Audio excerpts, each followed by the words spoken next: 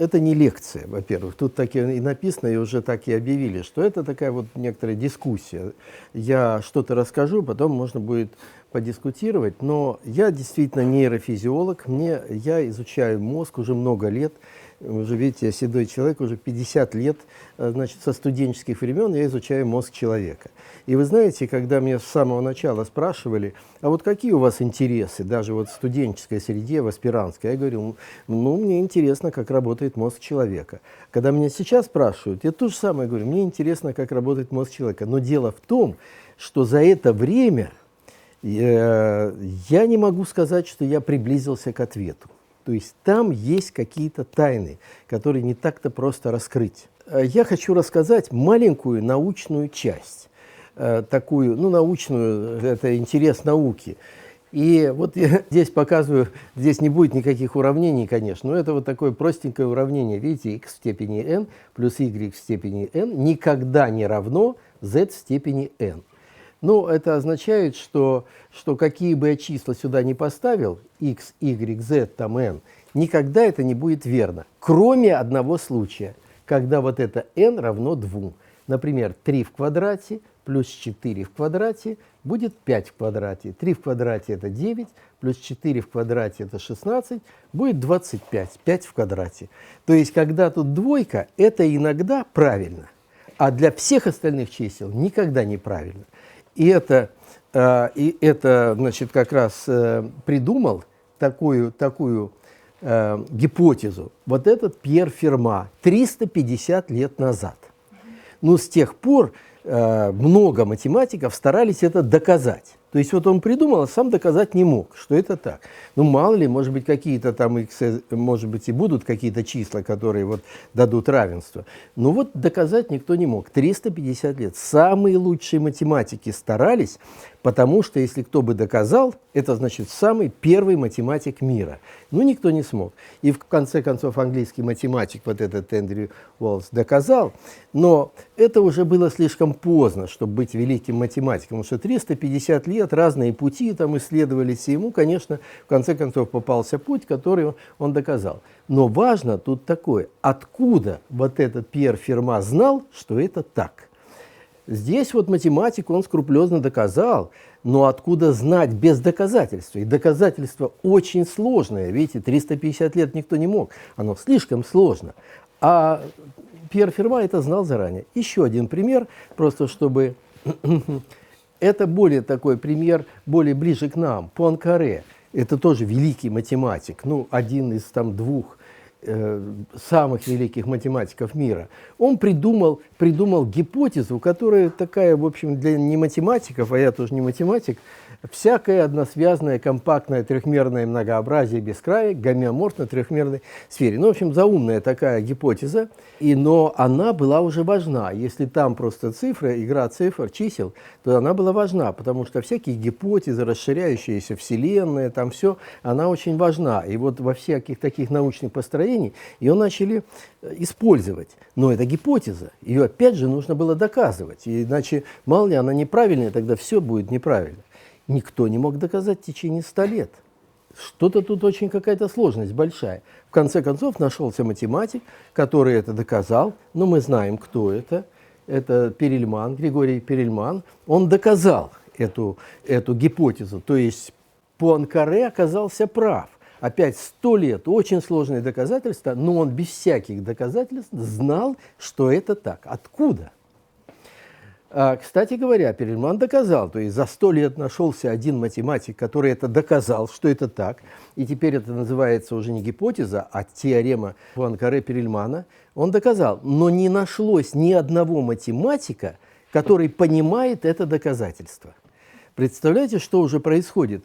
То есть мало того, что очень трудно доказать, но теперь надо же еще понимать, что он там написал. И вот как, так доказал он или не доказал? Он говорит, что он доказал.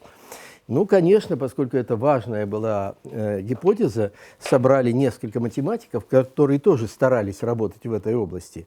И они в течение 2 лет проверяли его доказательства, написали большую книжку, вот 500 страниц, и в которой они сказали, ну, практически наверняка доказательство правильное. Все. Значит, дело решили. И вот теперь вопрос. Таких примеров много. И вопрос, откуда они знали? Вот это вот научная постановка, потому что это же сами ученые. К счастью, нашелся один ученый из такого же ряда. Его зовут Ричард Фейман. Это нобелевский лауреат. И он жил в то время, когда вот много этих нобелевских лауреатов было. Эйнштейн, Дирак, там, Бор и так далее. Они все крутились, там варились в одном котле. Но есть такие лекции по физике, это настольная книга в МГУ для физиков, но у него есть еще мессенджерские лекции. Это просто для всех нас. Они есть вот в интернете. Просто о науке, о философии науки, мессенджерские лекции. И вот там есть глава, которая меня особенно заинтересовала. Как делаются открытия? И вот он пишет удивительную вещь. Ни одно из великих открытий физики и математики не было сделано алгоритмическим путем, то есть путем доказательств. Ни одно, причем это же говорит знающий человек, он сам нобелевский лауреат, сам сделал открытие, и он говорит, что он сделал это не алгоритмическим, не логическим путем. Откуда он взял? И там написано откуда. Ученые догадываются. Понимаете? А это же говорят сами ученые. Тут нет никакой религии, никакого буддизма и чего-нибудь еще. Просто сами ученые понимают, что они догадываются. Откуда они догадываются? Вот это мне как бы понятно, что тут мозг участвует в этом деле. Но как, что, откуда берется это в мозгу? Теперь вторая как бы такая логическая единичка. Смотрите, как мы видим вот этот мир. Вот такая схема, видите, мозг, тут вот глаз, это вот, значит, передняя часть мозга, девушка стоит. Как эта девушка попадает в голову? Как девушке попадает в голову? Тем не менее, это очевидно. Это очевидно. Давайте здесь вот немножко прощелкаю. Очевидно, я закрою глаза, а уже все, у меня там сидит в голове. Как это происходит? Ну, давайте возьмем школьный учебник. Вот схема глаза. Ну что, это школьная схема глаза. Вот эта девушка, здесь хрусталик. И хрусталик – это линзочка такая. Она проецирует вот этот объект внешний на задней поверхности глаза. Здесь сетчатка. Сетчатка – это слой светочувствительных элементов, как матрица в фотоаппарате. Только в фотоаппаратах, там, я не знаю, у всех там разные матрицы. Здесь 126 миллионов, 126 мегапиксельная матрица. Очень-очень точно. То есть, если я смотрю сейчас вот на этот зал, он разложен до мельчайших таких песчинок.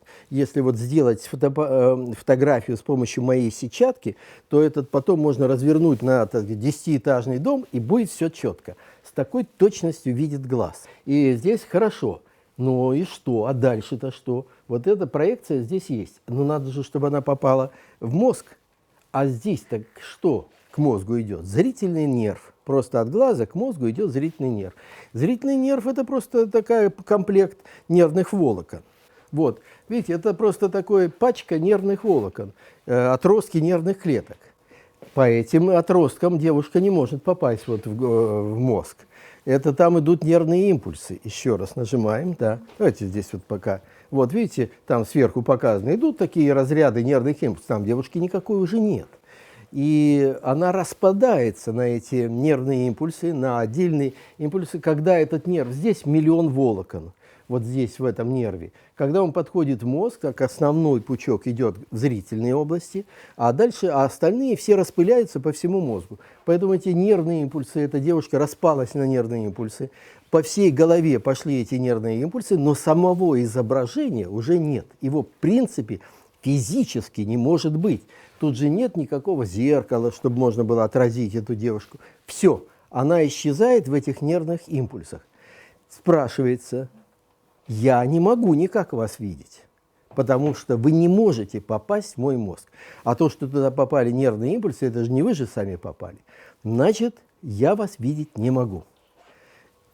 И вы меня тоже не можете видеть. И тут и никакого противоречия с наукой тут нет. Но просто это не ясно обычному человеку, что видеть меня невозможно в реальности. Как же вы меня видите? Все-таки ощущение же есть, что я здесь все-таки присутствую и разговариваю и так далее. Как же так происходит? Ответ только один. Мозг занимается реконструкцией физической реальности. То есть он повторно создает образ этой реальности.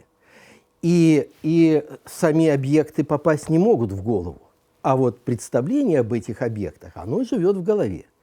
Вот тогда мы должны признать, что мы живем в реконструированном мире. Не в том мире физических объектов, а в реконструкциях. Причем здесь ничего нет такого несовпадающего с наукой. Я тут не говорю никакую такую, какую-то новость для науки. Просто в четком виде, вот не всегда это выражено. Мы живем в реконструированном мире. Но это не матрица никакая, конечно, да, потому что, конечно, как он реконструирует? Ну, конечно, из этих нервных импульсов как-то приносится информация о том, что происходит снаружи. И у человека есть собственный опыт, который помогает ее как-то модифицировать так, чтобы вот повторно создать все эти образы. И остается только вопрос. Мы гарантированы, что тот мир, который у меня реконструирован в голове, он совпадает с внешним миром. Гарантия есть у нас или нет? Нет, конечно. Нет? У каждого своя. Это правильно, да, потому что оно реконструируется на основе вот приходящего потока нервных импульсов и того опыта, который человек имеет. Откуда этот опыт уже имеется в этой жизни, там другой, это уже другой вопрос. Важно, что вот реконструкция происходит на этих правильно, на двух основаниях. И у каждого своя девушка в голове, это точно.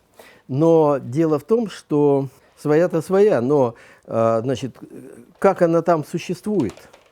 Как мы теперь будем, как мы сверять будем реальность. Вот, допустим, я перехожу дорогу, и у каждого своя дорога. И как же быть тогда этим автомобилистом? Идут эти пешеходы, у каждого свое представление об этой дороге, об этих автомобилях, которые ездят. Как им тогда вообще там быть? И как быть пешеходу, который вот у него представление такое, что можно переходить на красный свет. Такое у меня реконструкция. Видите, это все будет быстро поправлено. То есть критерием того, что мы примерно соответствуем физической реальности, является практика. Практическая жизнь в этой реальности. И вот там, где у нас есть хорошая практика, мы гарантированы, что этот физический мир, в общем-то, совпадает с реконструированным миром. Но там, где этой практики нет, гарантии постепенно исчезают. Если я спрошу, вот как выглядит электрон? Ну, у нас нет никакого практического ощущения работы с электроном. Какие-то из разных там мест мы там что-то вычитали. Ну, вот у нас будут совершенно разные представления о том, как электрон. Но он нам не опасен, потому что мы с ним не взаимодействуем, там просто подумали и забыли.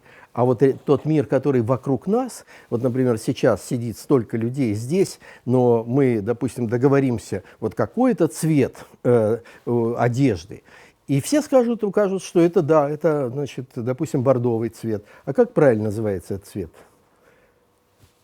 Бордовый. Бордовый, да. А у меня какой? Малиновый. Вишневый, да. Вот. Но смотрите, вы все будете согласны. Никто не станет спорить, что нет, это не бордовый, это зеленый. Почему? С какой стати? Здесь же уже опыт, ну и что мы, допустим... Волны разные. Ну, волны-то у цветов разные, но их надо назвать как-то. Вот, и поэтому здесь мы не ошибаемся, не потому что у нас практическое взаимодействие. Если вот я неправильный цвет назову, то меня заругают там, или что-нибудь. Нет, нас в детском садике научили. Вот это зеленый, это красный, это такой, это общественный сговор просто. И там по многим обстоятельствам мы просто договорились, что это так. И поэтому у нас более-менее все совпадает. И потом мы все homo sapiens, мы примерно одинаково ощущаем мир, поэтому все более-менее. Основная идея того, что я сейчас сказал, что мир, тот мир, который в мозгу, это реконструированный мир. Он уже мягкий, он уже не точности соответствует объектам физического мира. Вот это вот уже такая деталь для нейрофизиологии, для физиологии мозга, которая, ну, так сказать, немножко ускользает из научных рук. Этот реконструированный мир, как же мы тогда будем с ним играться? Дальше, пожалуйста. для тех, кто работает, допустим, в IT-области, я могу сказать в двух словах тоже. Смотрите, такая же история с фотоаппаратом вроде бы. Девушка, фотоаппарат, и вы знаете, там две матрицы. Одна – это чувствительная матрица, которая, собственно, принимает все это изображение, но на обратной стороне, давайте нам обратную сторону, там другая матрица, на которой рисуется уже это изображение. И там появляется, конечно, эта девушка. А спрашивается, откуда она там появилась? Вот здесь вот, давайте эту девушку. Откуда она здесь появилась? Ну, но здесь другая ситуация. Видите, тут здесь есть кабель. Вот. И тут идет, конечно, код. Ну, код – это совсем другое дело. То есть вот самый крайний верхний пиксель, допустим, он имеет цвет, яркость, там 4-5 каких-то характеристик. Но они просто зашифрованы этими цифрами, передаются сюда, и крайний верхний здесь именно так и зажигается. И, собственно, тут прямая передача. Но если бы так было устроено в мозгах, то здесь должна была бы стоять вторая матрица. И тогда на нее, конечно, можно перенести в точности то, что вот здесь 126 миллионов пикселей, 126 миллионов палочек и колбочек. И здесь вот повторную матрицу именно так, чтобы она и была. Но кто же ее будет смотреть, эту сетчатку внутри головы? Видите, в голове какой-то свой мир построен. Дальше нам, давайте пойдем. Это вот такие загадки, которые, видите, они такие физиологические и философские.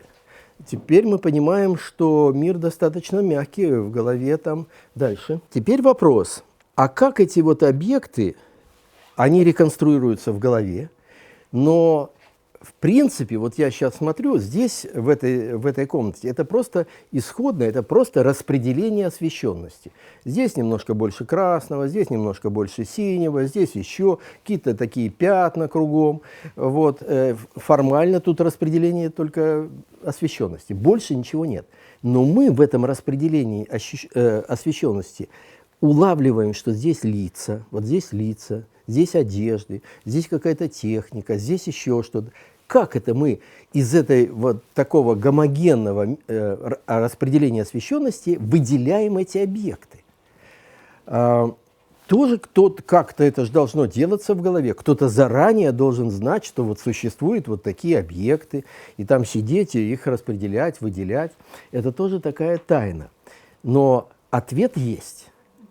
Это язык. Человек научился давать название любому объекту внешнего мира, какой бы он там мелкий или крупный ни был. И если даже он не знает какой-то там объект, как у него название, но он спросит у какого-то другого, или там придумали всякие такие, допустим, если что-то не знаешь, говоришь там, а вот как эта штуковина называется? Ну, такие универсальные какие-то обозначения неизвестного предмета. А потом тебе скажут, и будем знать. Или назначим новое слово. И вот тут удивительная вещь происходит. Физические объекты, которые исходно в голову не могут попасть в силу того, что они физические, они же не могут влезть в голову, они попадают именами своими. То есть объекты уже у нас в голове крутятся с именами. Ну, психологи, правильнее говорить тут не именами, а понятиями. Допустим, вот этот вот стол – это понятие. Вот как мы уже тут говорили про стол. Для психологов это понятие. У него есть первооснова такая, столы бывают разные, но как вот там их там не разнообразить, все равно он есть стол. И вот это вот понятие, они в голове находятся у нас вот в великом разнообразии, потому что это Homo sapiens, он вот приобрел такое свойство иметь язык. Все разнообразие вот этих объектов, оно перемещается в голову в виде понятий. То есть вот этот реконструированный мир, мы его там распознаем все объекты как понятия. Ну, можно сказать, мы живем по понятиям, потому что все обозначено, и теперь у нас только вот в голове можно управлять или делать операции с этими понятиями. И вот здесь мы можем дать первое определение такое. Операции с понятиями называется мышлением. Ничего больше не нужно придумывать. Если мы какие-то два из этих объекта начинаем как-то объединять, соединять и операции делать, это элементарные мысленные акты. И если будет слишком сложно, и там много всяких понятий, наслаиваем одно другое, получится предложение, абзац, там целый рассказ, книжка. Так что вот это операциями с понятиями. И вот получается, что же у нас теперь за мир в голове? Пожалуйста, был такой исследователь, ученый, философ, аналитический философ, дальше, Людвиг Витгенштейн. Вот смотрите, он дал какую формулу. Границы моего языка обозначают пределы моего мира. То есть, что вот есть в понятиях обозначено, это и есть весь мир. Если понятия к чему-то нет, то это значит не существует. Значит, либо нужно придать этому объекту, какому-то объекту новое понятие, либо мы просто его не видим. Но существуют легенды, что когда корабли Колумба подплыли уже к американскому континенту, то аборигены их не видели физически. Хотя они стояли на рейде, но они их не замечали. Они бегали по берегу, как будто бы ничего не происходит. И только после того, когда они высадились, началась эта вооруженная потасовка, тогда они начали различать. Почему? Потому что понятия корабля у них не было в голове. И в границы этого мира не входили корабли. И они просто не детектировались головой, хотя физически они стояли, вот, пожалуйста. Мы тоже так можем. Например, у меня на письменном столе лежат очки, а я их не вижу. Просто вот физически не вижу, и все. Потому что это все реконструированный мир. Там очень легко включить объекты. Это мы сейчас вот с вами говорим о таинствах вот такого мира, который у нас в голове. И как он строится, и каковы его пределы, и чем определяются пределы. Дальше давайте сделаем. Сейчас мы завершаем эту всю картину, чтобы перейти, я так долго объясняю свой интерес к этой непознанной до сих пор проблеме. И вот смотрите, значит, когда мы уже знаем, что у нас мы живем в реконструированном мире, смотрите, какая прекрасная картина. Вот люди, туристы стоят, смотрят вдаль, там долины, озера, леса. Но этого же ничего нет. Оно в голову переносится как реконструированный мир. Это реконструированный мир. Но вот правда, это же фотография. Поэтому это уже получается не реконструированный мир, это же реальная фотография. Но я подшучиваю, почему? Потому что, реальная фотография, когда мы на нее смотрим, все равно мы ее реконструируем. Поэтому вот когда мы смотрим вдаль, на эти широкие просторы, мы их понимаем только в реконструированном виде. Физически они не могут войти к нам в голову. Мир, который в голове, он реконструирован заново. И в этом большая тайна мозга. Как он умеет это делать? Мозг реконструирует целые миры. И дальше, пожалуйста.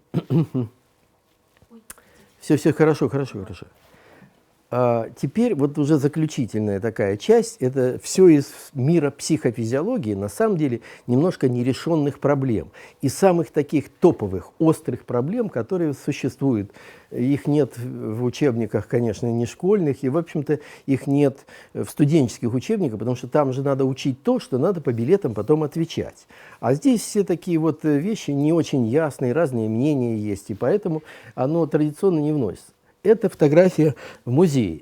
Пожалуйста, следующая. Знаменитая картина. Видите, Клод Моне «Впечатление. Восходящее солнце». 872 год. В Парижском музее Мармотан. И почему я ее привел? Во-первых, эта картина была нарисована за 8 минут, как он сам в воспоминаниях пишет, потому что солнце там менялось, это раннее утро, в дымке все. И, пожалуйста, следующий. Мой вопрос к вам. Дальше. Да. Что здесь нарисовано в этом желтом круге? Лодка, человек, Да. Видите, значит, видите, разные мнения на самом деле есть. Но в основном, конечно, говорят, что это лодка. И с людьми какими-то. И, вообще-то говоря, у вас нет оснований так вот утверждать. Сделайте следующий кадр.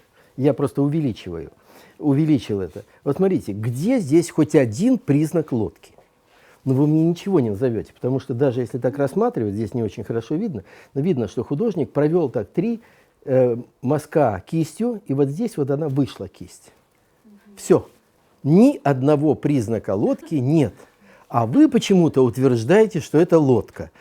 Просто формально это неправильно. С какой стати?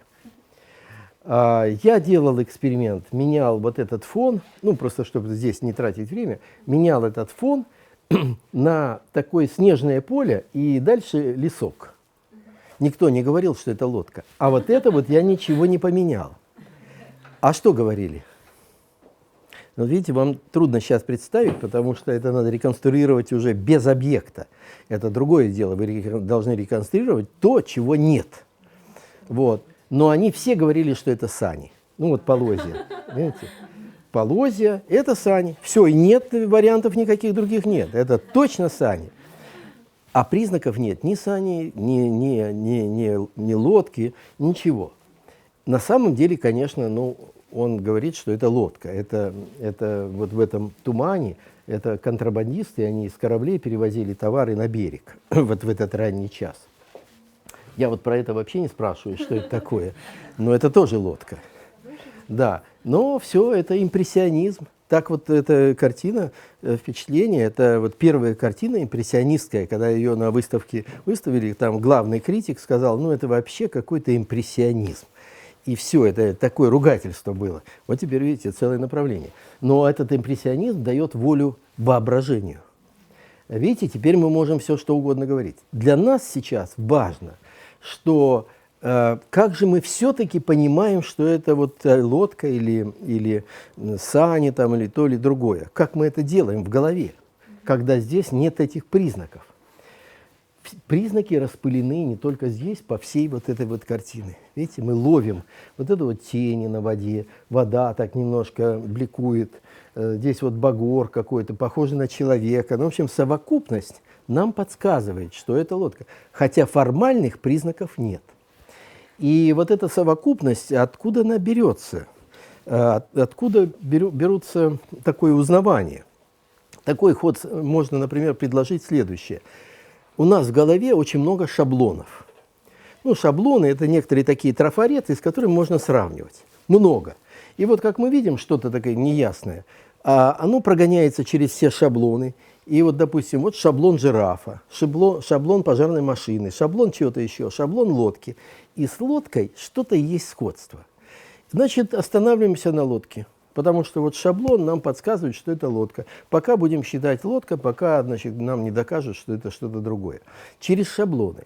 Но это как-то плохой ход, потому что все-таки мир настолько разнообразен, что столько нужно иметь этих шаблонов, да и для лодок нужно разные шаблоны тоже иметь. Потому что лодки бывают вот такие, как это, бывают такие огромные, так сказать, с многоэтажные, и все это лодки называются. Но поэтому здесь вот как-то вот эта гипотеза, что шаблоны, она как-то плохо проходит. И вот здесь главное таинство, на котором я останавливаюсь, потому что вот дальше наука не может продвинуться. Какое таинство? Давайте мы дальше. Вильям Джеймс – это такой знаменитейший психолог на рубеже позапрошлого и прошлого века. В 1900 году, ну, примерно 1901, он опубликовал свою книгу, которая называется «Основы психологии». Она есть сейчас в библиотеках, я ее читал, и это очень такое супер хорошее изложение психологии, хотя это 130 лет назад было. Посмотрите, что он там пишет. Какие бы чувства мы ни испытывали, какие бы мысли мы не приходили нам в голову, в нас имеется нечто такое, что идет навстречу этим чувствам и мыслям. Оно источник нашего внимания и наших усилий, от него исходят приказы нашей воли, оно непременный и постоянный участник нашей умственной деятельности. То есть вот когда мы смотрим на мир, что-то там, в голове есть нечто такое, что начинает подсказки давать, как и что, ну, в зависимости от наших вопросов, что мы там хотим в этом мире различать, размышлять. Это говорит психолог, который задумался над тем, откуда берется у нас вот такая слитность восприятия. Кто-то нам помогает или что-то. И вот здесь еще другой есть психолог. Давайте его нам. Это Эрих Фромм, ну, более такой современный, почти современник наш. Это дальше, пожалуйста. Это, значит, он и на один шаг обратно. Ну ничего, хорошо. Он философ, психолог, психотерапевт, в общем, такой очень талантливый человек. Посмотрите, что он пишет на ту же самую проблему.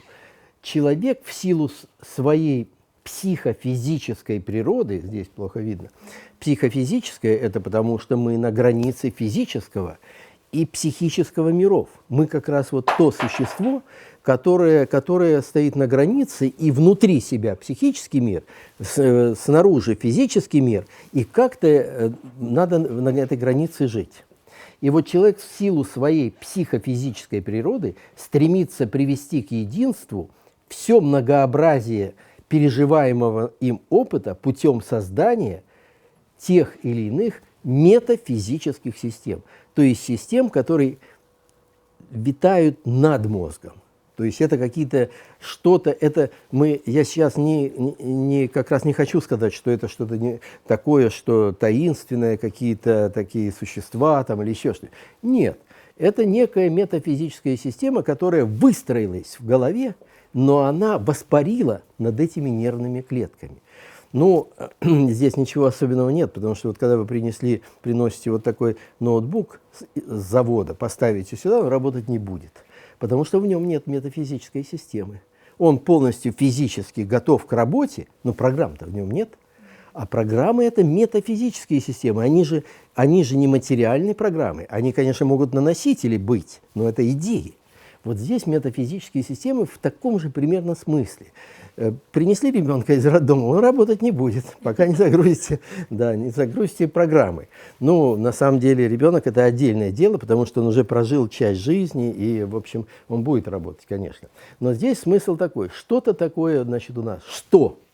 Вот что предлагается гипотеза, научная гипотеза, и здесь исследователи, психофизиологи разделились, но предлагается это нечто, это модель вот этой физической реальности. То есть мозг человека настолько сложен и настолько у него большой ресурс, что он может построить ментальную модель физического мира. Ну, слово «модель» просто раньше вот при них не было.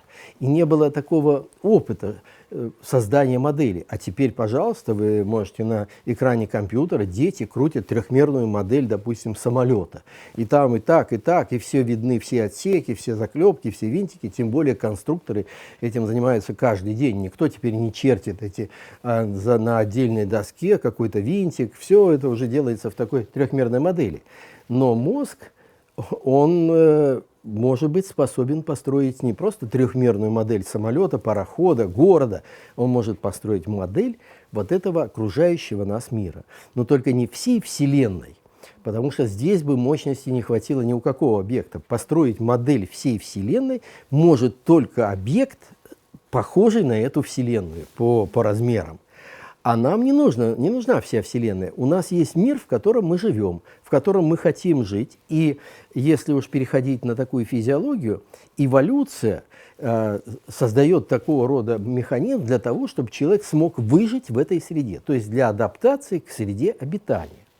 Но единственное, что эти модели, может быть, в каком-то мелком виде существуют и для животных. Ну, наверняка существуют. Просто мы сейчас вспомним, что у нас есть язык, который обогатил весь этот реконструированный мир. Если язык бедный, то, конечно, и сам этот мир будет бедный. Если у собак или у каких-то животных всего 30 или 100 или 200 слов, вот будет такой мир из 200 таких слов. А у нас, вы знаете, что словарь русского языка – это сотни тысяч слов, 200 тысяч слов. Ну, хотя тут надо тоже понимать, чтобы вы на меня не сослались неправильно. А? Что? Иностранных слов много в Рустаме. Ну, да, видите, это значит портится модель, потому что эти иностранные слова, они из другого корпуса. И тогда, если иностранное слово интегрируется, он должен приносить много новых смыслов, так окружение свое. А если оно просто так встраивается? Ну так нет, тогда он должен приносить вот это вот окружение, кусочек мира, который был создан в другом языке, нужно все приносить, а не отдельное слово. Потому что отдельное слово, оно встраивается неправильно в другой язык. В общем, мы приходим к понятию о модели. Значит, у нас есть модель, потребностного мира, не всего мира, а только того, который позволяет нам комфортно существовать в этой среде. Единственное, что человек, видите, раз модель получилась, как она может верифицировать саму себя? Это же уже модель, то есть это означает, что она может прокручиваться и показывать, что будет немножко впереди, прогнозировать немножко. Вот свойство моделей, то, что они дают возможность прогнозировать немножко вперед. Ну, немножко или немножко, мы уж тут не знаем, но важно, что это было решающее преимущество человека относительно животного царства, потому что теперь он может прогнозировать вперед. Ему не нужно как бы что-то заниматься какой-то суетой, бегать там, рассматривать что-то. Он может это прогнозировать. Модель позволяет это дело реализовать и откатываться в прошлое. То есть мы теперь можем жить не в настоящий момент, а вот немножко в будущее, немножко в прошлое, вот в этой дымке. Но это означает, что эта модель, она может, если там будут какие-то, ну как вот в фильме, например, разрывы, это означает, что она неправильно устроена, что-то не то. Она должна быть подработана немножко получше. И вот она, сама эта модель, может чувствовать вот эти шероховатости. А шероховатости то и дело там появляются. Мы же не все изучили. Вот я, например, не знаю, что там внутри вот в этой штуке. А модель, она как-то будет здесь сталкиваться с этим и не сможет прокрутиться, потому что, может быть, вот без этого она там, вот в этом месте она будет стопориться немножко. И ей что-то нужно сделать, чтобы все-таки прокрутиться дальше. Ну, какой вариант? Она меня пошлет к этому ящику разбирать его. Но мы знаем за собой, особенно в детстве, начинает разбирать часы, там еще что-то, швейную машину и так далее. Зачем? Вот эта модель требует, чтобы прокрутиться, чтобы это знать. Но все не разберешь. Поэтому модель эта, она делает очень хитрый ход. Она делает склейку. Поскольку она может прогнозировать, и, следовательно, на основе предыдущего опыта можно прогнозировать, что здесь есть. И, в общем, делает такой свой прогноз, надо, не надо, потому что мы туда, может быть, никогда не заглянем. И таким образом она прокручивается. То есть она подрисовала нашу реальность, реконструированную реальность. Мы этого не знаем. Мы там, допустим, в каком-то месте не были. Но поскольку оно там почему-то понадобилось, она дорисовала это место и сделала такие склейки. Поскольку это модель, она может прогнозировать. Попадая в такую склейку, мы говорим, так, я же здесь был. Но по документам видно, что меня там не было. Как мы называем это? Дежавю. Дежавю. Видите, вот вам объяснение этого дежавю. Я тут такие намеки делаю по поводу того, что, значит, бывает, все-таки можно по-другому объяснить. А почему человек помнит что-то, что, значит, он там не был, а он помнит. Так что здесь вот есть всякие такие моменты, потому что вот эта ментальная модель, она может организовать эти все дела. И последнее, что вот здесь вот важно сказать, это вот как бы от науки. Сейчас мы перейдем уже к моему интересу, почему все-таки я занимаюсь вот изучением медитации. И вот здесь эта модель, она, поскольку она теперь как бы настроена на то, чтобы все лучше и лучше прогнозировать этот мир. А как это сделаешь? Значит, она будет стремиться к познанию этого мира. Будет толкать меня, раскручивать эту штуку, или там куда-то поехать, или с кем-то поговорить. Потому что знать. Ей нужно просто больше охватывать. Исходная эволюция заложила в нее это стремление ради того, чтобы человек как бы комфортно был обеспечен жизнью на этой земле, и чтобы он обеспечен был, ну, так сказать, отгорожен был от разных опасностей. Он всякое вот будет знать предварительно. И вот это стремление к познанию мира – это то, что выделяет человека от животных. Животные, как бы, они должны знать только то, что в пределах места их обитания. А вот поскольку появилась эта модель, она уже забыла, для чего она нужна была, вообще-то говоря, для человека. И она пробилась сквозь биологическую целесообразность. Она теперь толкает нас на познание того, что, вообще-то говоря, для вот нашей вот такой бытовой жизни не нужно. Допустим, мы изучаем свет далеких звезд. Я немножко условно говорю, потому что физики вам тут же объяснят, почему это нужно вот практически для нашей жизни. Вот. Но, в принципе, вот так вот она вырывается за пределы биологической целесообразности и познает мир все шире. И ресурсы мозга очень высокие, я про них сейчас не говорю, настолько высокие, что они могут содержать вот вот такую большую, сильную модель. Следующий. Вот, видите, здесь получается некоторый такой перескок. Эта модель, она уже, если ее, так сказать, подойти к ней неформально, то получается в голове есть некая сущность. Мы подошли к этой сущности не из какой-то мистики, а из просто необходимости. Она живет своей жизнью, эта модель. Она старается что-то познать, она что-то дописывает, переписывает у нас там в голове, вроде бы ради того, чтобы нам все было хорошо, но это вообще-то уже не дело. Мы не знаем, сколько там склеек уже она понаставила везде, в зависимости от того, насколько любопытствующий человек. Потому что чем человек как бы более разнообразен, больше у него всяких активностей, она должна все время все сделать так, чтобы нигде он все-таки не попал в просак. И поэтому там дописывает, дошлифовывает, переписывает, там всякое такое делает. Но раз так, то вот идея-то какова, проблема какова? Мы эту модель не чувствуем. То есть у нас нет языка для разговора с этой моделью. Мы договорились до того, что у нас появился язык между собой. Вот мы друг с другом можем общаться. Но вот она, вот эта модель, сидит глубоко, ей нет необходимости с нами общаться, она сама там подкручивает, что надо, но нам-то есть необходимость. Она же знает очень много. Она впитала вот эти закономерности этого мира, чтобы прогнозировать все, а мы как-то не имеем к ней доступа. Если вот так, к примеру, просто вот ребенок, маленький ребенок, совсем маленький, вы ему даете игрушку, он ее так берет и сбрасывает, допустим. Вы поднимаете, кладете рядом с ним, опять сбрасывает, опять сбрасывает. Это не каприз. Это его нарождающаяся модель изучает этот мир. То есть, если вот, допустим, какой-то объект, она изучает, а если его оставить без опоры, куда он полетит? Вбок, вверх, вниз. Но я не буду сейчас вам демонстрировать, потому что у вас модель уже все знает, куда он полетит. Вот.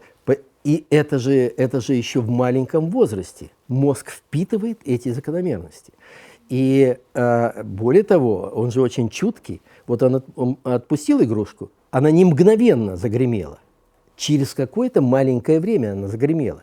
Значит, какое-то время нужно потратить, чтобы преодолеть это расстояние. А если расстояние будет маленькое, мы это не замечаем, как это ребенок это все экспериментирует. А мозг его специально этим занимается, потому что ему нужна эта модель, нужно быстрее, пока человек еще вот без помощи, надо как-то все там, расчеты все эти сделать. Ну вот, допустим, приходит этот ребенок в 7 или там 5 класс, и учитель физики говорит, а сейчас я вам объясню законы Ньютона. Вот тело, оставленное без опоры, падает. Он эти законы Ньютона уже в 4-месячном возрасте прекрасно знает, его мозг. Но человек не может к ним обратиться языком. То есть он не может спросить. И когда вызывают к доске решить какую-то задачку, если бы контакт был с этим, мгновенное решение. И мы все по себе знаем, что иногда мгновенные решения приходят в голову. И мы их так даже не спрашивали. А вот мы так решили. Видите, я замкнул круг. Откуда ученые что-то знают? Они имеют контакт со своей моделью. И они это называют озарение, интуиция там, и так далее. А на самом деле они получили вот этот краткий контакт. Они сами, это не тайна для нас, то есть они закрываются там на замочек и там контактируют с своей моделью, потом приходят и она рассказывает. Нет, оно приходит вот спонтанно. И вот эта спонтанность, она уже у разных людей разная. Вот эта чувствительность к интуиции, к этому озарению, туда вот как бы постучаться в эту дверь и коснуться этого момента, вот это уже, к сожалению, нерегулируемая вещь. Как-то нужно вот сделать так, чтобы иметь возможность технически туда попадать, технически как бы коснуться вот этой модели, тогда мы получим колоссальные преимущества. Но этого нет. Природа как-то защитила нас от прямого контакта с этой моделью вот этого мира, в котором мы живем. И я обратил внимание вот в этот момент, но это было очень-очень давно, что есть технологии, которые позволяют человеку погружаться в себя. Потому что, ну, даже если без этих технологий, вот если так вот что-то вдуматься, мы же замираем, как-то стараемся как-то затихнуть, что-то еще, что-то настраиваемся как-то, там ругаемся на других, что нам что-то мешают, там настроиться. А что это мы делаем? Мы готовимся к медитации. между прочим. Но мы не называем это медитацию. Обычный человек скажет, какая это медитация, ваша это мистика. Нет, я просто там настраиваюсь. Нет, он уже, смотрите, фокусирует внимание, старается отвлечься от всего, что ему мешает, от этих вот лишних мыслей. Потом, когда он уже очень хорошо сфокусирован, он уже начинает аналитически рассматривать этот объект. Так, слушайте, это же шаматха и випассана. Вот. Но значит, смотрите, поскольку я не владею значит, ни буддийской теорией, ничем, поэтому вы так легкомысленно относитесь к тому, что я вот говорю, вот и сейчас особенно начну говорить. Но тем не менее, вот для меня это был такой интерес. Все-таки здесь дело вот какое-то, есть как бы люди на Земле, которые специально этим занимаются. И вот у меня был интерес, конечно, к медитациям. Дальше. Сейчас мы дальше.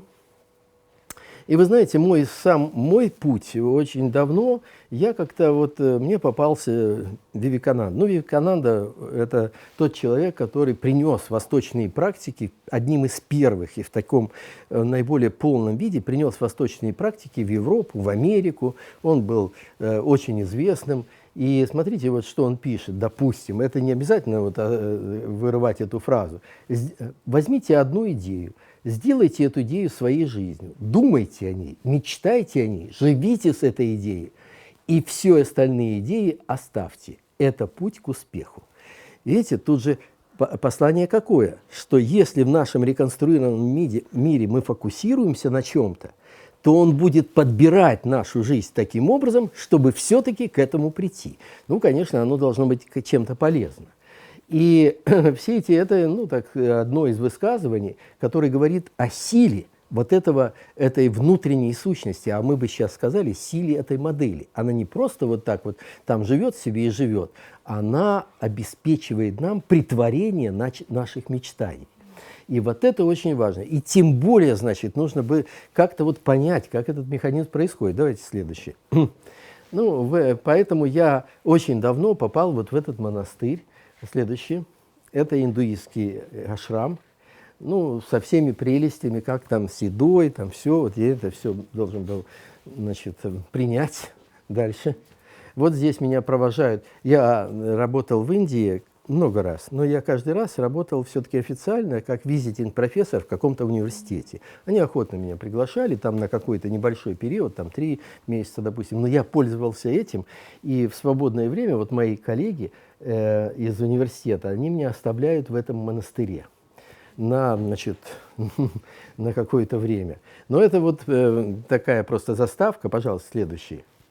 И вот вам распорядок дня, ну тут не совсем видно, но в 4:30 уже, в общем, активность начинается. А ну, не очень поздно, уже все, надо уже спать и все. И, в общем, за это время так утомишься, тут много-много всяких активностей, что уже, конечно, спишь, потом просыпаешься, потом опять, и вот так вот. Но между делом, конечно, я старался что-то там понять, что же происходит. Пожалуйста, следующий. Да, ну это Вивекананда, такой более таком обычном виде. Дальше. Да, ну и вот теперь уже мы переходим к вопросу о том, ну хорошо, допустим, есть медитации, есть практики. Я вот сейчас, конечно же, мы не говорим о том, как практиковать, как медитировать, это все, значит, такое дело для меня большая довольно-таки тайна. Но я интересуюсь литературой научной. Пожалуйста, следующий. Есть ли эффект вот этой практики или медитации на мозг? Пожалуйста, следующий слайд. Вот смотрите, это очень такая литература, труднодоступная для понимания, потому что это вот какая-то смесь. Какие-то ученые, нашли каких-то людей, которые как-то могут медитировать, и все это как-то разбросано, поэтому ее систематизировать очень сложно, хотя на настоящий момент уже довольно много исследований, и в частности такие исследования, когда изучается либо какой-то тип активности мозга, это может быть электрическая активность, может быть метаболическая активность, что-то такое. И вот, допустим, в этой работе, видите, 2016 года изучалась медитация сосредоточенного внимания внимания, медитация открытого мониторинга, медитация с мантрами, медитация любящей доброты. Ну, в общем, люди, имеющие к этому отношение, могут трактовать это все. Мне было интересно, и что эти вот разные медитации имеют разный эффект на мозг, то есть в разных местах, они реализуются в разных местах мозга, да, получается в разных местах. Видите, вот эти цветные пятна. Ну, что значит эффект? В данном случае это исследование, где усиливается активность при вот той или другой медитации. И так вот, не занимаясь анатомией, вы понимаете, что это затылок, а это лобная часть. И вот эти вот синие, вот эти вот медитации открытого мониторинга, они легли сюда. А вот, допустим, зеленые и красные, медитация с мантрой, медитация любящей доброты, они вот легли больше к затылочной части. Вот здесь вот медитация, опять это вот развернуто затылок, а здесь передняя область мозга. Вот это симметрично просто. Здесь вот левая часть слева, а здесь как бы человек правой частью развернут.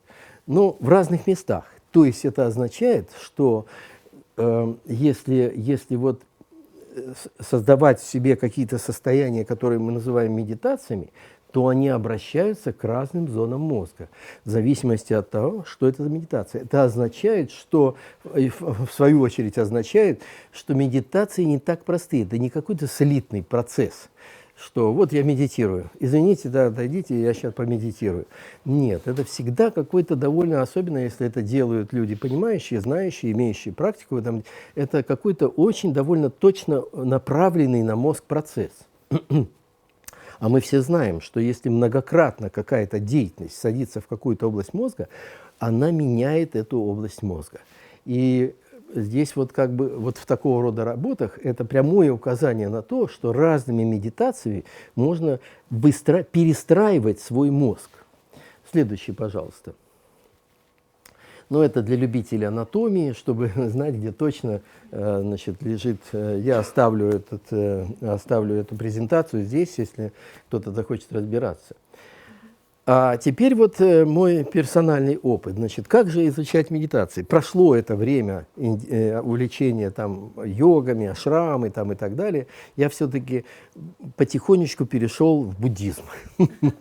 И от индуизма. Нет, я не буддист. Но мне как-то я читаю много, и как-то мне вот больше склонность к такому более такому методическому, логически непротиворечивому объяснению. Ну, это так вот объясняю сам себе, но я это вижу. Мы только что вот беседовали, я отметил, что беседа идет всегда логическим убеждением, а не догматическим.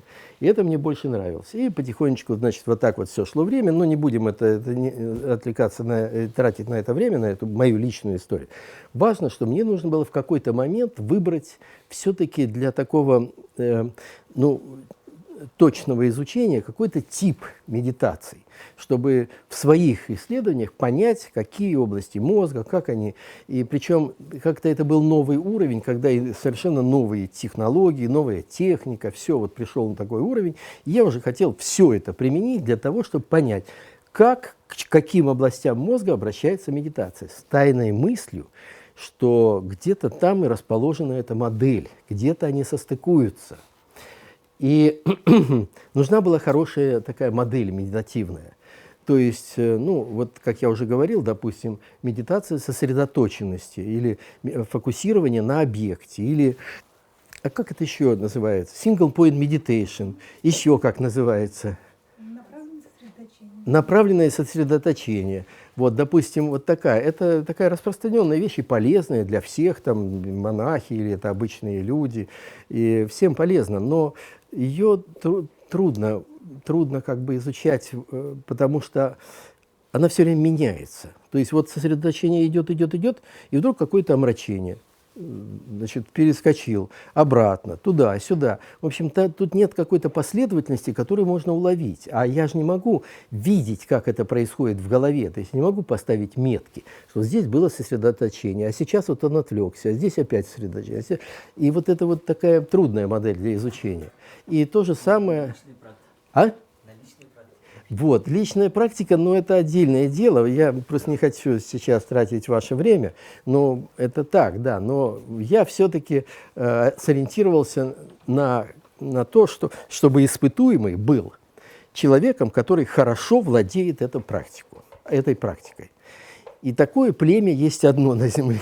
Как я шучу немножко, это все-таки буддийские, тибетские монахи, ну, много лет занимаются, и причем в монастырях это с маленького возраста, очень многие приходят туда с маленького возраста, и это всерьез, это их работа, их интерес, их мотивация там, и так далее.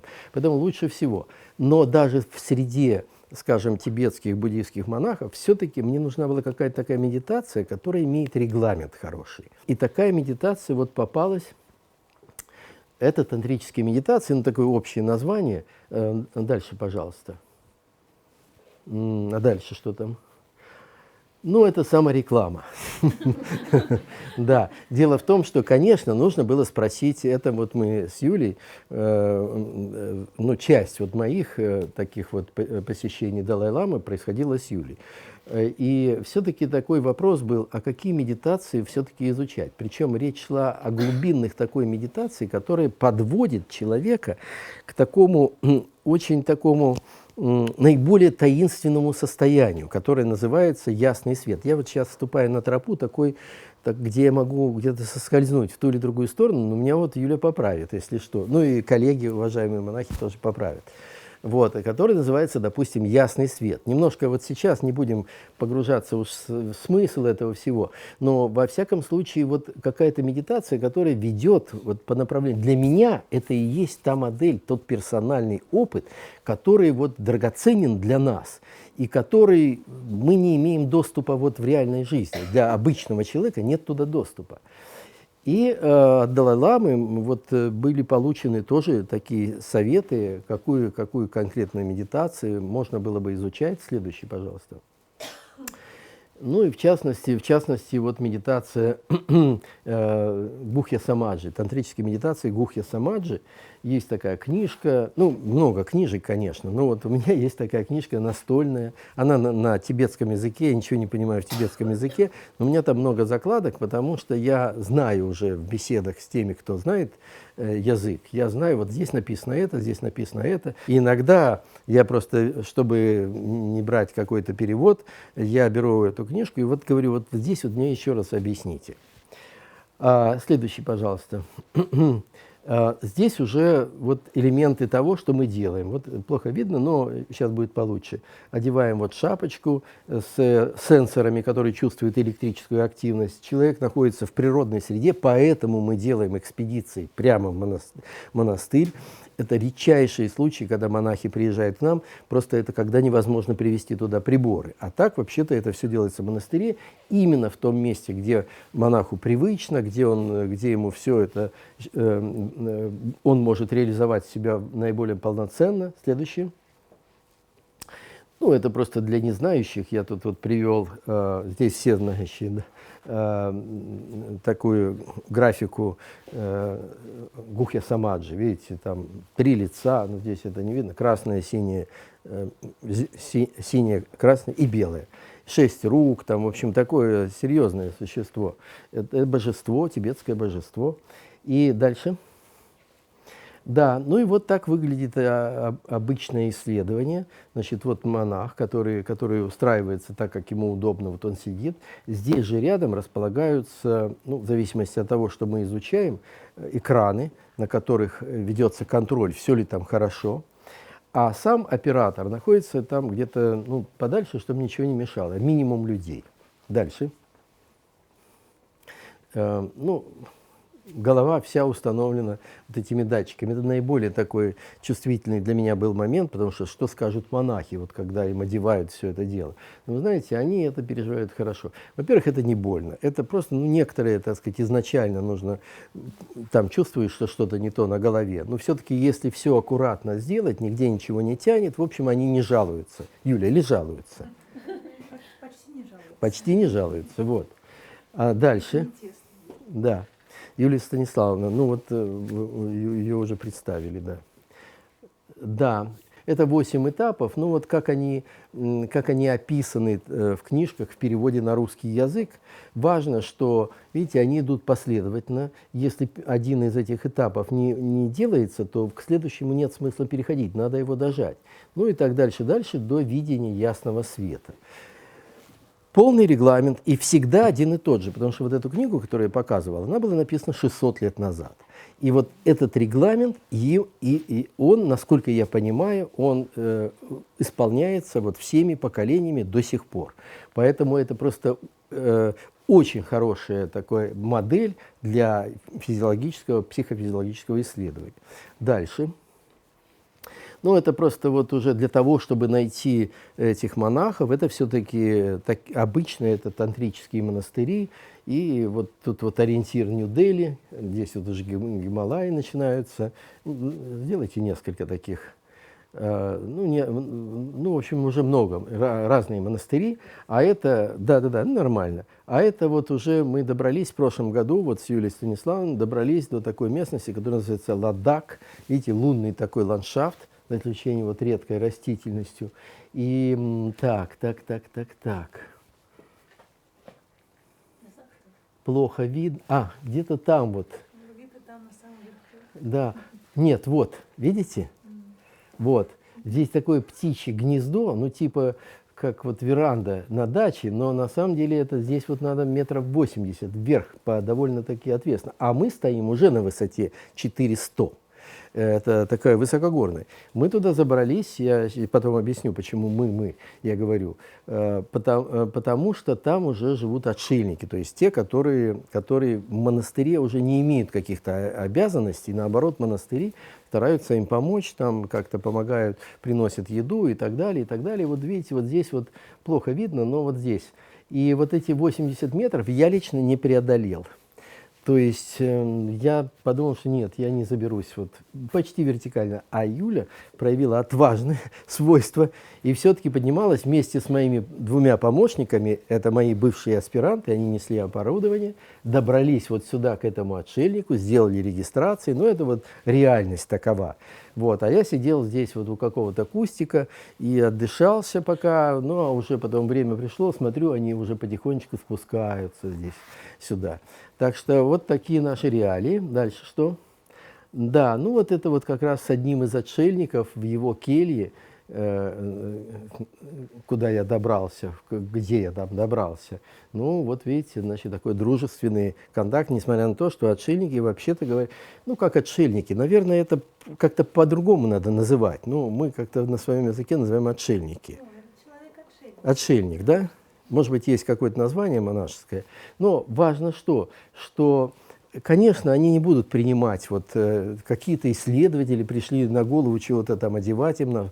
Это всегда по какой-то рекомендации. Конечно, сначала это рекомендация его святейшества, потом настоятели, потом учителя. В общем, это сложная цепочка, которая вот как раз в этом помогает и организует Юлия Станиславовна.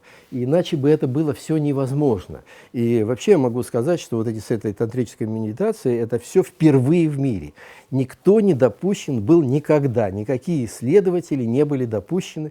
Это вот именно рекомендации Далай-ламы, это умение дружить много десятилетий Юлии Станиславовны, и в результате вот мы были допущены вот сейчас это дело. Ну, дальше, пожалуйста. Несколько таких вот антуражей. Это вот Гюдме, монастырь. Ну вот наша группа, смотрите, как мы работаем. Значит, вот Юлия Станиславовна здесь, потому что нужен какой-то вот такой взгляд опытного в буддизме человека. Потому что с монахом нужно все-таки побеседовать, что он будет, какую практику, какие нюансы там есть. После того, как мы зарегистрировали все, ну, насколько это возможно, спросить, что у него получилось, какие. Это все протокол, мы же делаем настоящую науку. Здесь обязательно есть переводчик с тибетского языка, потому что, как правило, все-таки вот монахи, они не могут объясняться по-английски, допустим, или по-русски. И вот тут вот один из таких... А он откуда? А откуда он? Вот, видите? Да, ну вот видите, мне не нужно представлять, да. И очень хороший, и так сказать, ну и в общении, потому что когда мы вместе, допустим, я не упускаю возможности что-то его спросить, а он же прошел полный курс в монастырях, все знает. Вот такой группой Переводчик, конечно, меняется иногда, потому что у всех свои дела. Но их очень мало. Это очень большая такая ценность. Да, ну и вот сам испытуемый, опутанный вот этими проводами. Дальше следующий. Ну, это, значит, не для вашей аудитории, это, значит, для людей, которые в это не знают эти изображения, ничего. И вот теперь, значит, собственно, научный метод. Вот один из методов, который мы используем, это метод электроэнцефалографии, хорошо известный в поликлиниках. То есть датчики одеваются на голову, такая сеточка, и регистрируется электрическая активность. Что значит электрическая активность? Мозг, в принципе, нервные клетки посылают друг другу электрические импульсы. И поэтому вот эта вот электрическая активность, она пробивается через кожу, через кости, пробивается вот на поверхность, на кожную поверхность, и ее можно поймать. Она очень маленькая, слабая, но современные приборы, уже дальше, пожалуйста, уже это все можно сделать. И вот такие шапки, те или другие. Дальше.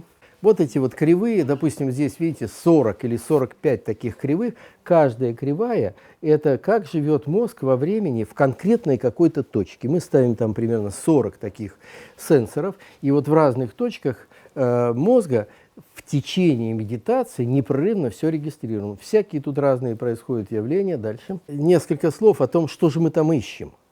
Ну вот смотрите, получается там 8 стадий. Значит, мы уверены, что человек, и вот Юлия Станиславовна после каждой вот такой медитации, она расспрашивает человека, мы видим, насколько, а это все вообще-то опытные, как правило, они проходят все ступени, и расспрашиваются некоторые особенности. Но мы никогда не знаем, когда одна стадия переходит в другую из этих 8. Потому что человек находится все-таки в своем состоянии, он не может там докладывать. Первая стадия пройдена, вторая стадия пройдена. Такое не может быть. Поэтому, значит, вот мы находимся в ситуации очень трудной. То есть мы должны найти вот в этом хаосе вот этих кривых какие-то участки более-менее постоянные. Постоянные, здесь вот какие-то параметры есть, какие-то волны, вот все эти параметры, вот они как-то более-менее устойчивы, потом вдруг они переходят на какой-то другой уровень.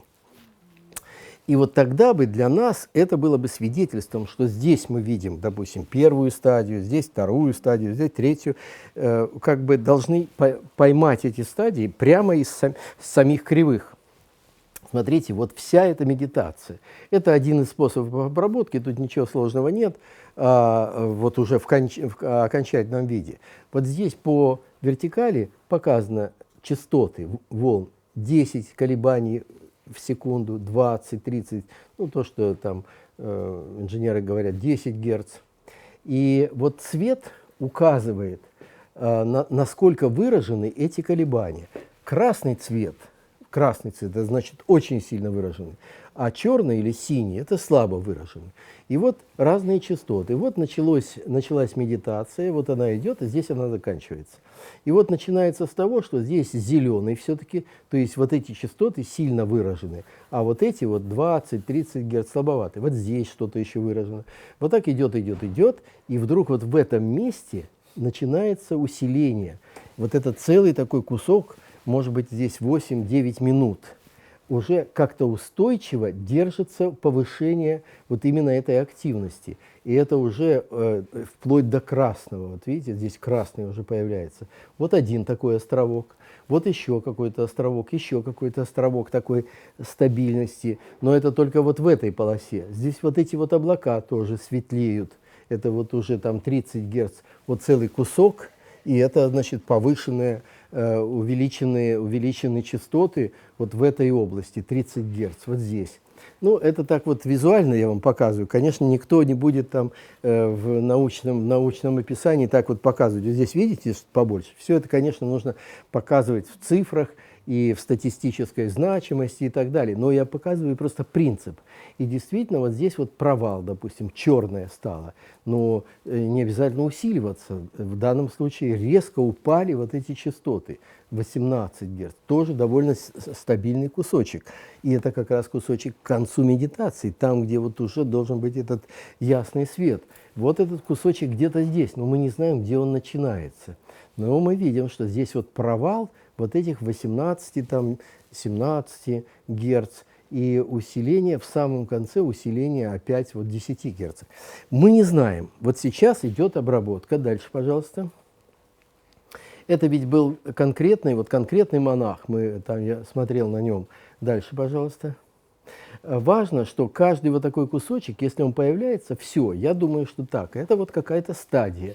Может быть, вот это первое. Но что это дает? Ну хорошо, выделили этот кусочек, и что дальше? Так в этом все дело. Как только выделяется такой стабильный кусочек, или вот здесь вот стабильный кусок, значит, я теперь смотрю, вот среди этих 40 кривых, как он выглядит, этот стабильный. Вот беру этот сегмент и смотрю, ага, значит, здесь вот в этих каналах какие-то вот появляются какие-то вот такая активность, ну, я сейчас примерно говорю, в этих каналах другая активность, здесь вообще ничего не меняется, то есть они тут ни при чем. И таким образом, а что значит каналы? Это означает, это места, где установлены эти датчики. Значит, я начинаю теперь понимать, ага, в этом состоянии активны вот такие структуры. И теперь я вхожу уже в сам мозг.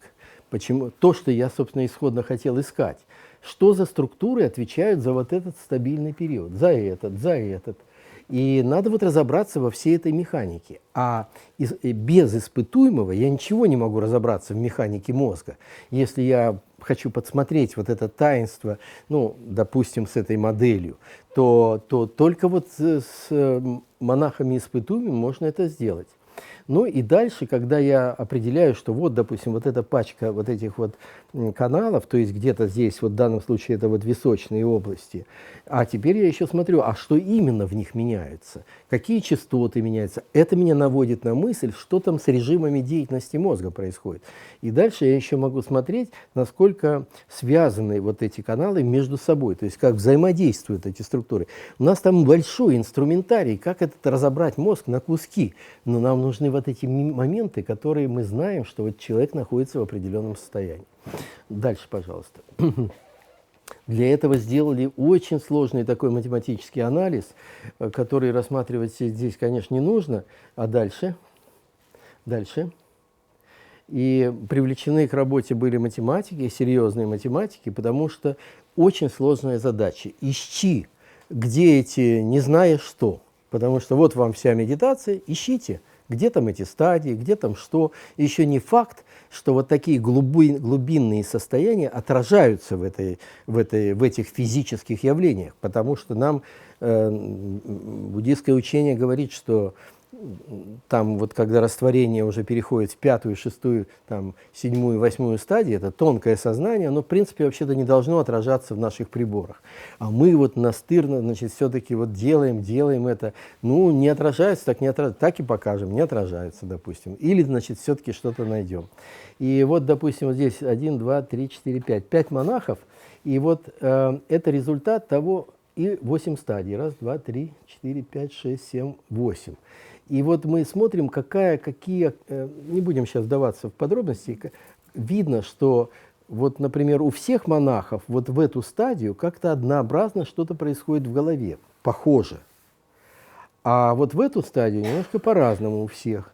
Ну, в общем, здесь вот надо наводить статистику. Мы сейчас имеем в нашем багаже, вот вместе с Юлей, 45 монахов, которые хорошо зарегистрированы в традиции вот Гухья-самаджи, тантрической медитации Гухья-самаджи. Ну и делаем сейчас этот анализ. Мы в последнее время, в последние, наверное, 3-4 экспедиции, мы присоединили еще один метод.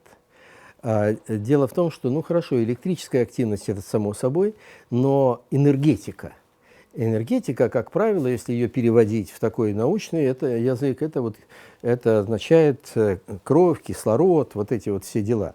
И вот нужен метод, который показывает, насколько много кислорода в каждой конкретной точке головы. То есть, что значит много? Если там повышается уровень кислорода, то есть кровь притекает активнее, приносит больше кислорода, значит, там есть активация в этом месте. Зачем иначе в эту область нужно так много кислорода? То есть там энергетика повышается. И вот удалось получить с помощью наших коллег, которые заинтересованы в исследованиях, с помощью их финансовой помощи, удалось получить такой суперсовременный прибор. Пожалуйста, следующий. Следующий, да. Ну, вот принцип работы этого прибора такой. Лампочка светит прямо в голову, но длина волны этого света такова, что она поглощается кровью, насыщенной кислородом. И если тут вот много крови, насыщенной кислородом, там, где проходит этот свет, то она весь этот луч поглотит, и ничего уже не отразится сюда. Здесь стоит сенсор, который чувствует отраженный свет. Значит, если много поглощено, значит, там много кислорода, и сюда уже ничего не отразится. Но если мало, тогда сюда много отразится. И вот можно тоже во время медитации смотреть за этим сигналом. То, значит, отражается много, значит, там мало в этом месте кислорода, то мало отражается, больше. И вот как это происходит в течение всей медитации. Дальше давайте посмотрим. Ну вот эти сенсоры и датчики, они располагаются среди тех датчиков, которые чувствуют электричество. Поэтому мы и электрическую компоненту ловим, и вот метаболическую компоненту. Пожалуйста, следующий. Ну так это все на голове выглядит. Дальше. Между прочим, таких приборов в Москве, ну сейчас уже их стало 3, может быть, вот, но когда мы привезли этот прибор напрямую из Швейцарии, очень уже были тяжелые времена, но, значит, героическими усилиями привезли прямо в Индию. И здесь уже, значит, вот в данном случае, вот здесь очень знаменитый человек, я не знаю, прокомментируете, Юля? Ну, кто это, что, или это всем все ясно, да? Да, вот. Видите, это очень такие серьезные люди и очень глубоко практикующие, но вот в результате общения позволяют тоже проводить такие регистрации. У нас есть его регистрация, а это очень ценно, потому что это люди, достигшие очень высокой уровня практики. Дальше, следующий. Еще. Ну, это вот все эти антуражи. Я вам сказал, что таких у нас уже 45 записей, чистых уже. Ну да, это мы уже смотрели. Здесь вот как раз электрические сигналы идут, а здесь идут метаболические сигналы. Электрических сигналов у нас 40 таких или 45 локаций, а вот метаболизм или кровоток мы смотрим в 54 локациях. И все одновременно. Дальше. Вот, кстати говоря, просто видно вот эти кривые энергетики. Видно, что это кривые неспокойны в течение медитации. И все время идут какие-то движения. Где-то, вот, допустим, вот это идет вниз в этой локации, где-то идет вверх, вот здесь где-то ритмически туда-сюда ходит кривая. В общем, с этим надо разбираться. Ну, мы с этим, собственно, и разбираемся сейчас. Дальше. Главное, что есть у нас физические приборы, которые ловят физические сигналы мозга. Покажет ли это что-то или нет? Мы вот сейчас на этой стадии. Дальше, пожалуйста. И вот здесь просто мы не можем этот мультфильм показать, фильм реальный, где вот эта энергетика мозга. Я уже говорил, что эта энергетика, она физически, это сколько кислорода фокусируется, концентрируется в том или ином месте, а это же все кровоток, подвижно, оно может быть сейчас так, другое так. И если бы был фильм, то вся эта медитация вот здесь раскручивается. Но 4 таких этапа я нарисовал, пожалуйста, да, я выхватил из этого фильма, и вот они, вот в начале, например, так, зеленое, вернее так, да, зеленое – это меньше всего там кислорода, энергии меньше всего. Желтое побольше, красное – больше всего. И вот такая шкала, видите, вся голова тут почти зеленая, но в каких-то местах красная есть. Потом вот в другой какой-то стадии, мы сейчас не знаем, какая это стадия, просто вот я вижу, что происходит, а потом надо будет уже сопоставлять, и в том числе и с электрическим сигналом, они совпадают в этих стадиях или нет. Вот какая-то другая конфигурация, почему-то виски, все это краснеет потихонечку. Дальше вот такая бывает ситуация, и бывает вот такая, когда вся голова красная. То есть кругом сильная энергетика получается. Но энергетика, видите, не в мистическом смысле, а именно просто больше кислорода. Почему-то притекло больше кислорода. И это все разные стадии вот этой медитации. Сейчас вот я не могу какую-то дать систему, потому что вот нужно сейчас, вот мы как раз на стадии вот объединение всех результатов для 45 человек. Это еще одна технология, которую мы сейчас хотим применить, пожалуйста, да. Это регистрация 2 одновременно монахов. Ну, это уже на грани как бы научной такой экспертизы. могут уже, мне сказали, что мне поставят черную метку, если это буду так применять. Но идея такова, вот два монаха, они независимо медитируют и одновременно регистрируем электроэнцефалограмму. Для этого был разработан специальный вот эти машины, тоже нам помогли финансово для этого те люди, которые заинтересованы в такого рода исследователи. И вот когда, если одновременно делать, одновременно, очень строго одновременно, это не просто разные вот энцефалографы, они синхронизованы астрономически просто, точно очень. И тогда можно посмотреть, нет ли тут синхронности между мозгами двух разных монахов. Ну, там есть основания, в буддийском учении есть основания говорить, что, может быть, и есть синхронизация. Но мы посмотрим, вот это проверим. Вдруг действительно есть синхронизация. Люди сидят, могут быть, даже в двух разных комнатах, а у них взаимодействует мозг. Ну, это было бы колоссальное открытие. Ну, мало ли, во всяком случае, мы решили это тоже проверить. Пожалуйста, да. Мне кажется, уже мы завершаем все это дело. Дальше. Да, вот видите, собачка кланяется Далай-ламе. Вот он проезжает на этом автомобиле. Большое спасибо за внимание.